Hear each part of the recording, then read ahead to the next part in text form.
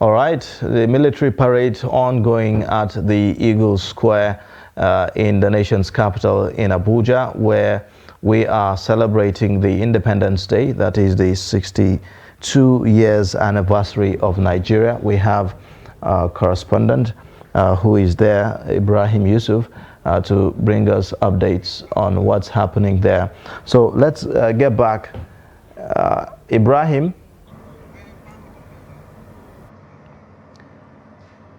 Yes, Ibrahim. Can you hear me, Ibrahim? Hello, Ibrahim. Yeah, Ayuba. So we're yes. Here right now, live at the Eagle Square. Yeah, I can hear you. So, what's the updates from the last time we spoke to you? Hello, Ayuba. Hello, Ibrahim. Ayuba, can you hear me? Yes. Yes, you can go ahead. All right. All right. So as I said earlier, we're actually live right here at the Eagle Square. The mood is a bit that much open to the public because of serious security presence that is actually here and lots of strict security measures being taken before people are actually cleared to enter. There is a bit of a crowd. It looks like we are still having audio issues with Ibrahim there, but let's proceed here. I have in the studio two gentlemen who will be talking some more about Nigeria's independence and also key points from the president's speech earlier today to Nigerians. We have a lawyer, Mainasara Kogo Umar, in the studio, and also Jonathan Onoja, a security analyst. Thank you so much for joining us on Daybreak. Thank you. My pleasure. All right. Well, we will be taking some excerpts from the president's speech right away, and then when we return, we'll take a look at the perspectives from our guest in the studio.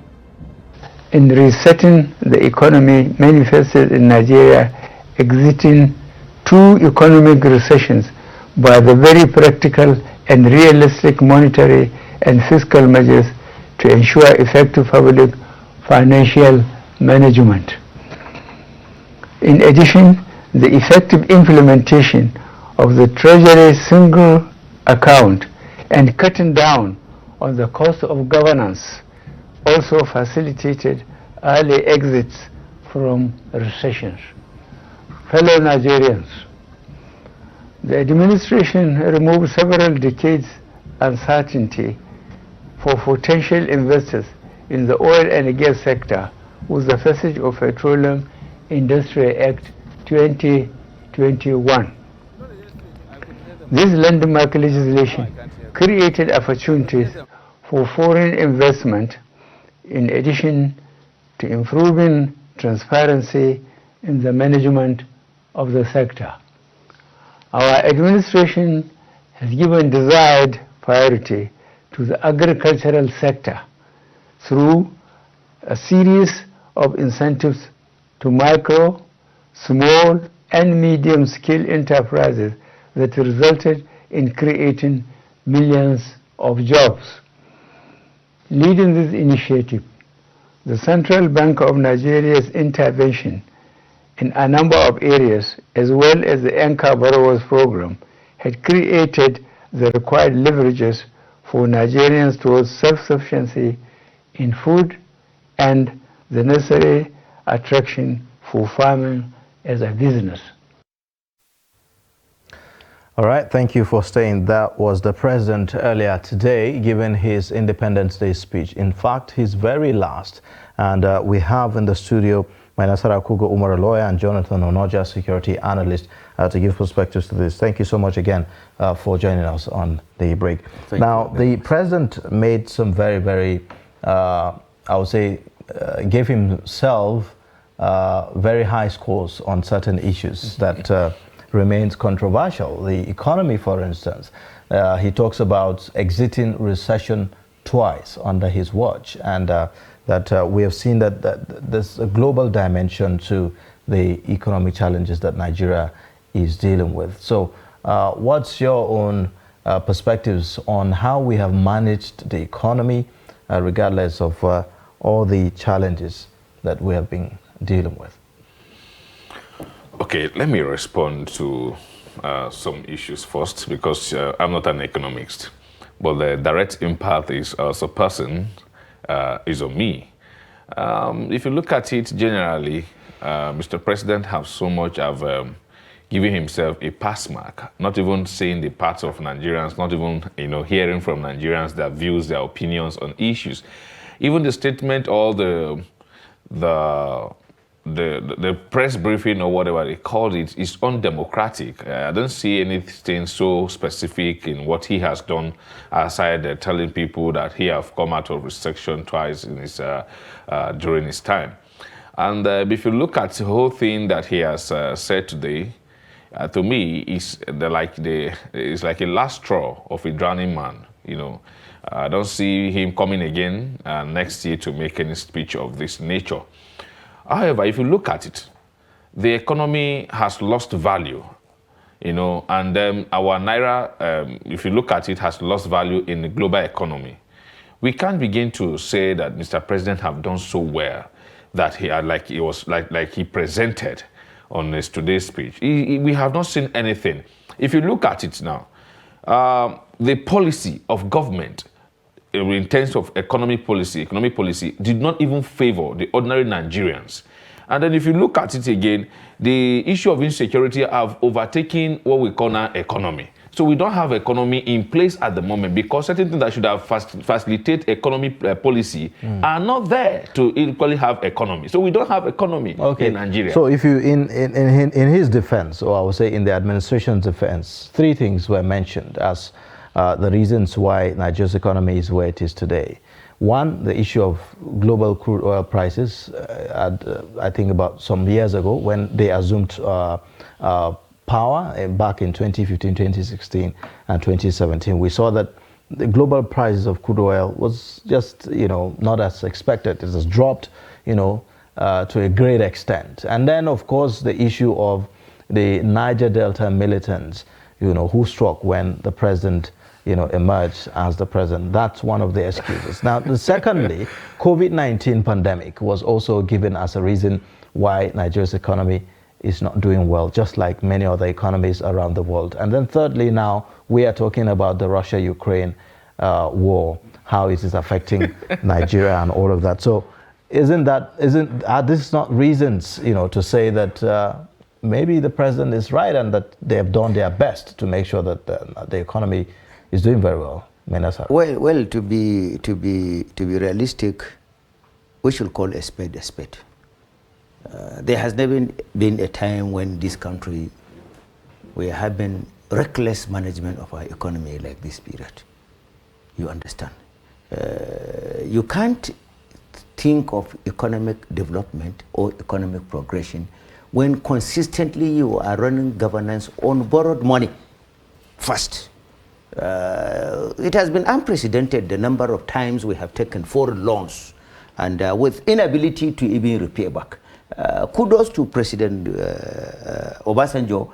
Before he left office, he ensured that all the huge districts were cleared. That is one. Then secondly, you cannot think of economic progression without encouraging production.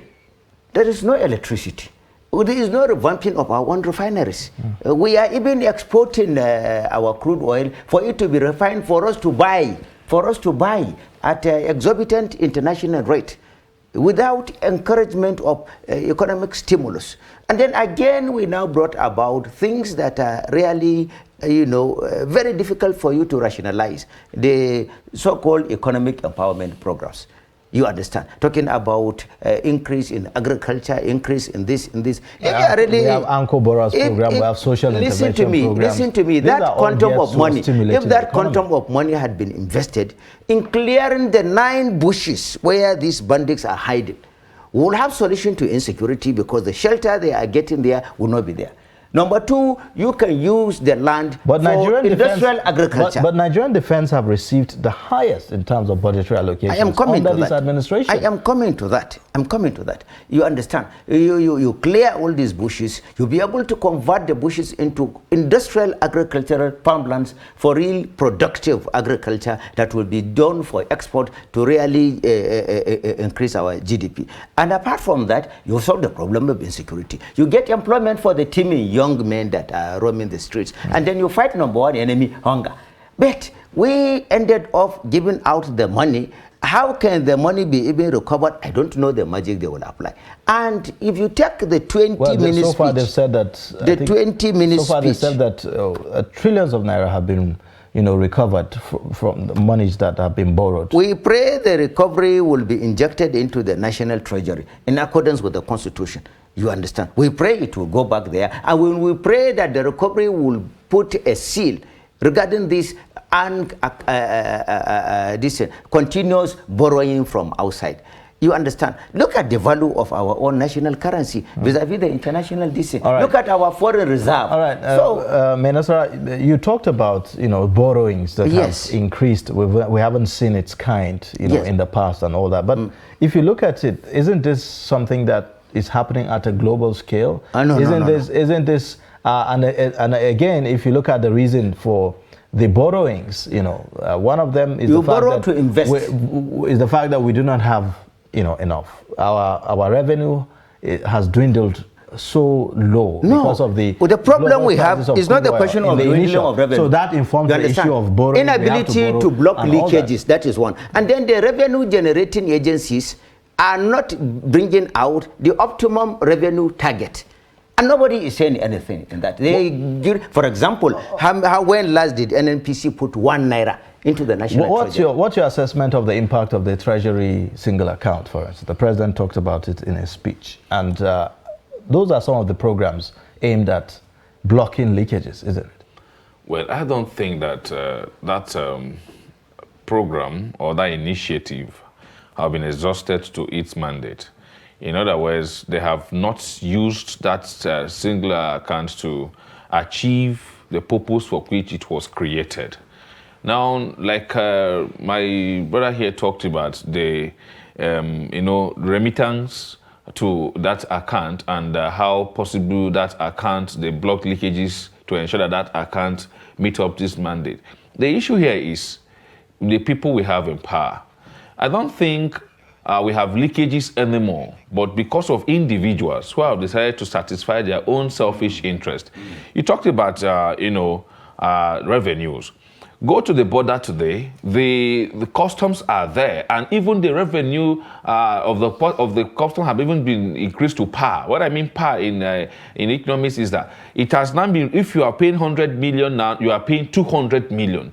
So you can imagine the increase in revenue and all of that. Now, if you ask me, a man who was paying 100,000 maybe for importation of rice or something, now paying 200,000.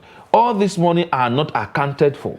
And then you tell me that we have an account that all those things goes into. Where is the honest, expression of how this money are spent? We have recoveries. And when we have these recoveries, where are these money?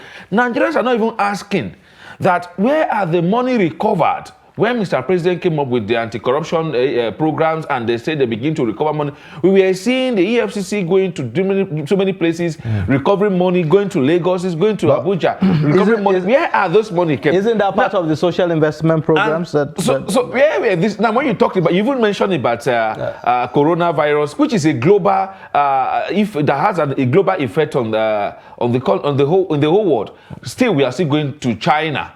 where these things even erupted from. Where are we getting those? Where are they even getting the money to borrow us? I ask questions. All right. So I think we should begin to question Mr. President somehow of how honest he is, or how honest he's fighting corruption, or how honest is I expect him today. I expect him today we are going to come to back have told Nigerians how much is reserved, how much is a reserve, how much is we have now from the corruption. He's not telling us all this. We will come back to that. We'll come back to our discussions here in the studio, but for now, let's connect with Lagos team, where we have Abdulateef Aliyu at the Tafawa Balewa Square standing by to give us an update on what's happening.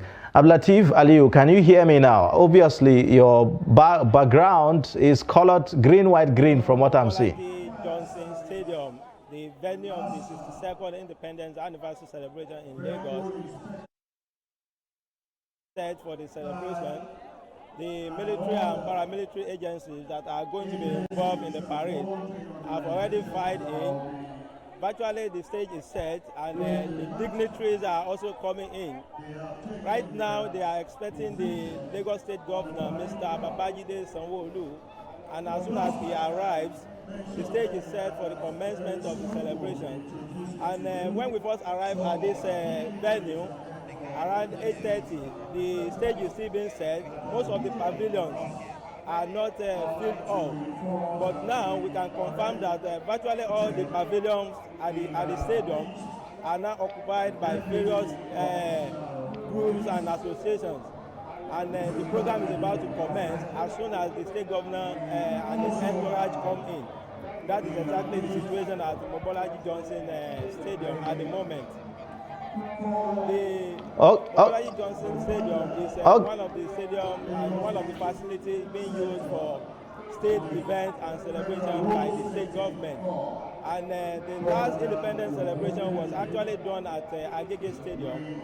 But this time around, the 62nd anniversary celebration is taking place here at Mobolaji Johnson Stadium here in Lagos. As soon as the governor comes in, the program will definitely commence. The parade now is set for the commencement. All right.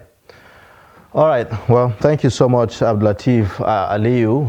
Let's now head back to the nation's capital, where we also have Ibrahim Yusuf standing by with some more updates. So, Ibrahim, if you can hear me, Ibrahim. All right. So let's. I can see that we have groups of people in different places. What's the combination there that we are seeing? What are the groups? Is it school students or what?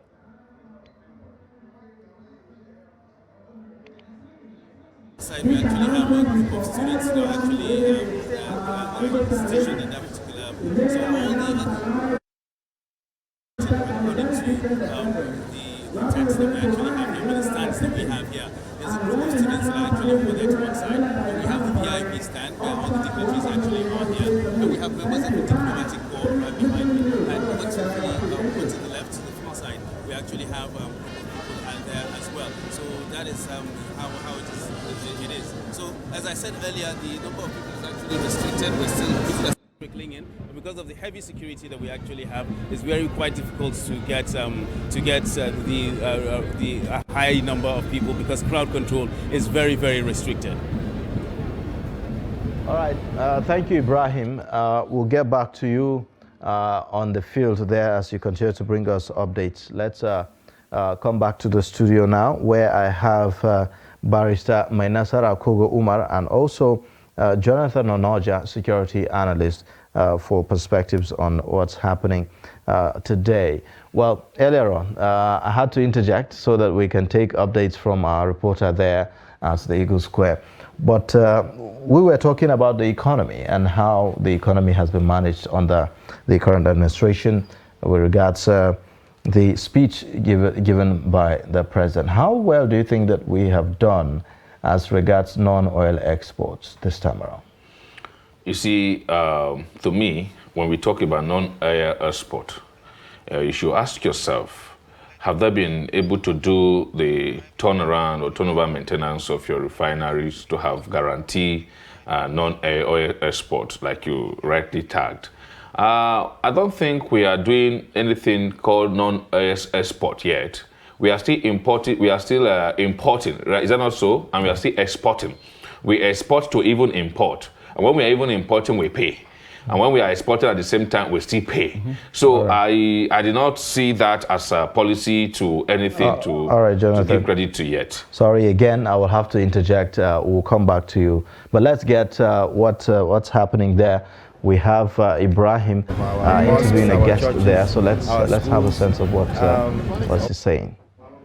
That my prayer is that this government works on continuous fighting insecurity, because with insecurity a lot of things cannot work. And I think that no matter how much you want to make a change, without improving insecurity, it's difficult to actually make those dreams come true. So there are steps to different things to moving this country forward, and I think one of them is improving insecurity. Infrastructure, we're doing very well with infrastructure. Education, we're having issues now, and we pray that this government will try and find a quick solution to resolve it as soon as possible. And I think there are good things and there are bad things, and sometimes I'm somebody that always looks at positive things about Nigeria, and I pray that Nigeria will succeed. I know we can succeed. I know we will succeed. It's just a matter of time. So there's reason to be optimistic.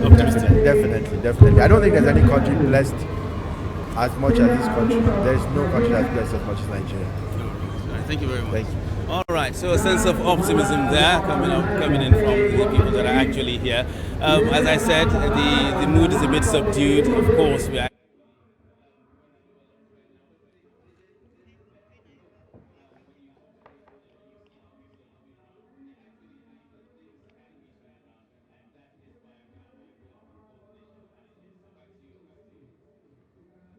All right, thank you, Ibrahim. Thank you so much for the updates, and continue to bring us the updates. We'll join you much later on the program.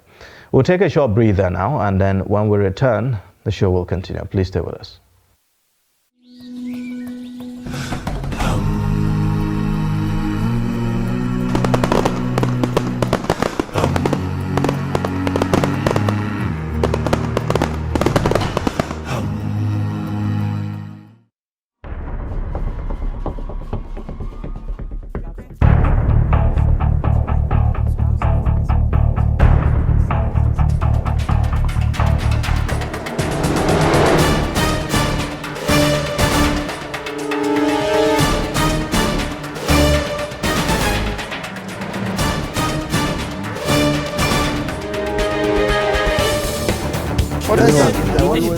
That's great. It's good to see you.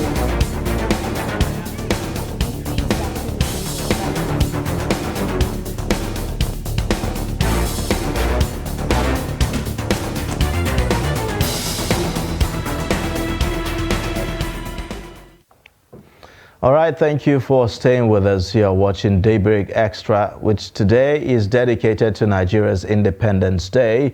And we are celebrating the 62 years anniversary of Nigeria. And from what the visuals that we are seeing from the Eagle Square, we are seeing a convoy that is just arriving that looks like that of the president. We're not sure yet, but perhaps is one of the dignitaries or maybe even the president that is arriving at the venue of the Independence Day.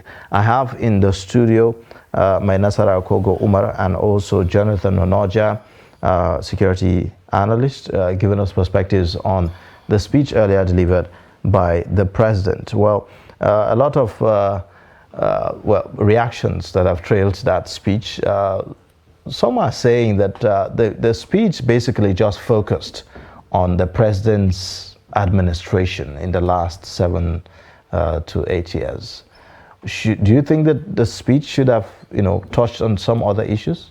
Of course, this is independence. Mr. President even failed to understand that what we are celebrating today is independence and not just a party activities. he failed to even acknowledge the founding fathers of the energy they have put in, and also to see if he's in line with the vision of the founding fathers. Has he been able to ask himself if he aligned himself with the vision of the founding fathers? So I don't see Mr. President's speech as a thing to talk so much about, because, like I said, it's just like the last straw of a drowning man that wants to ensure that he does everything to save himself from the mess of that they found themselves as a people, as a party. Mr. President has also, at the same time, was unable to acknowledge those that have lost their lives in captivity, aside talking about insecurity generally and all of that. What happened to the lives of the remaining 23 persons still on the Kaduna-Abuja railway attack? What happened to the abductees? And then he hasn't been able to tell Nigerians the position. If he's trying to at least eulogize himself on so much on those things, he should have told Nigerians that this is the position of Tuko Mamu, who have just been arrested in connection with the issues of negotiating and taking money for banditry. All of these things should have been brought in line, and then also should now tell Nigerians that this is a position we find ourselves, and he should apologize to Nigerians for his inability to protect them, to govern them as it was supposed to be as a president. Well, the president has said that, well, they have recorded successes in the northeastern part of the country, and that the security challenge that we're dealing with now, it's a new kind of challenge that has evolved. You should have understand that this is the same president that they came out and told we Nigerians that insecurity has been ended. And then when Nigeria begin to ask them questions, they now apportion it to one part of the country, one region of the country. That no, at the northeast level, we have been able to wage war against insecurity, and then we can say insecurity is a bye-bye thing now. Just months after they begin to strike, then the people came and said, "But you told us you've ended insecurity." It's the same president that have told you that they said they should shoot on sight anyone possessing illegal firearms. But up to date, we still see people carry firearms and they have not been shot on sight as commanded. Are you trying to let me know? Are you trying to tell me that you are so much, believing the Mr. President's speech that whatever he has said is a national statement that we can hold on to and go home? Look at the people in the Eagle Square. Do you think they are happy? They are all there. That these are saddened Nigeria just pretending to satisfy their own stomach. All right, Minister. The president talks about militancy in the Niger Delta as something that this administration have seen that they have been able to defeat, or I'll say they've been able to contain. Also, we have the issue of ethnic and religious tension contained by this administration and all that. What's your assessment of the security? Well, first of all, on the Niger Delta matter, the credit should go to late President Umaru Musa Yar'Adua on the matter of the Niger Delta militancy. The area I expected the president to have spoken about on matters of insecurity, which throughout his 20 minutes address, he didn't even mention a word about it, is the banditry in the northwestern part of the country. The northwestern part of the country has gargantuan security challenges more than anywhere. If you take the states of Kebbi, Sokoto, Zamfara, Kaduna, Niger, Katsina states, including the FCT, these are the areas that are the scene of the war now, as far as insecurity is concerned. But throughout this 20-minute speech, the president did not talk about that. The Niger Delta area is even another unfortunate area whereby for safeguard of the pipelines, very colossal sums of billions of naira were given to an ex-militant that he should be the one to. Does that mean our security architecture doesn't have the capacity to contain the insecurity problems there to safeguard the pipelines? And then when you are talking about what is the second issue we talk about? When you are talking about religious tension. When you are talking ethnic and religious tension, yes. Ethnic and religious tension is one area that, definitely speaking, especially with the coming of the political activities now, everybody should be on board to fight it. But there are those who feel that Nigeria now is more divided ever than it has It is more divided ever than before, simply because we imported certain things that are unconstitutional. Section 10 of the Constitution of the Federal Republic of Nigeria says there should not be state religion. But here we are in the country, we apply religious calendar days. We now establish religious pilgrimage commissions. We now give holidays on religious festivities. We now ask people to pray on religious tones during public functions. You understand? So it is paradoxical the way we are saying that we want this thing. Section 15 subsection 1 that talks about the motto of Nigeria says unity and peace and progress. But here we imported certain things. Take about the Electoral Act, for example, section 79 of the Electoral Act prohibits any campaign on the basis of religion, on the basis of tribe, on the basis of any affiliation, whether sectional or whatever. But what are you seeing here? Muslim ticket, the issue of North-South divide, the issue of this. Politicians are the ones popularizing this in contradistinction against the provision of the Constitution. Section 14, 15, 16, 17, 18, 20, 21, and 23 and 24 of the Constitution prohibits anything that is repugnant to the interest of stability of national unity. When you bring anything that has to do with tribal, religious, geopolitical coloration, it is illegal as far as our constitution is concerned. Even these geopolitical zones, the 6 in number, they are illegal because they are not there in the constitution. It is only the PDP. It is only in PDP constitution they embedded this zoning to suit their political convenience on the way they will strategize. All other parties are only following PDP zombie. It's not in their constitutions, it's not in any law of Nigeria, and it's not in the constitution of the Federal Republic of Nigeria. All right, thank you so much, gentlemen, for joining us on Daybreak this morning and sharing your perspective with us. Unfortunately, we have to end the discussion at this point. Thank you so much for joining. It's a continuity. Thank you. My guest has been Mainasara Kogo Umar, a lawyer, and also Jonathan Onoja, security analyst. You're watching Daybreak Extra, which today is dedicated to Nigeria's Independence Day, 62 years anniversary. And we are currently seeing also images from the Eagle Square here in the nation's capital, where I believe that the president is arriving, just arriving for the function there. We are seeing the parade. So we'll take a short breather now, and then when we return, the program will continue. So let's take a look at sights and sounds coming from the Eagle Square, where the president is just arriving.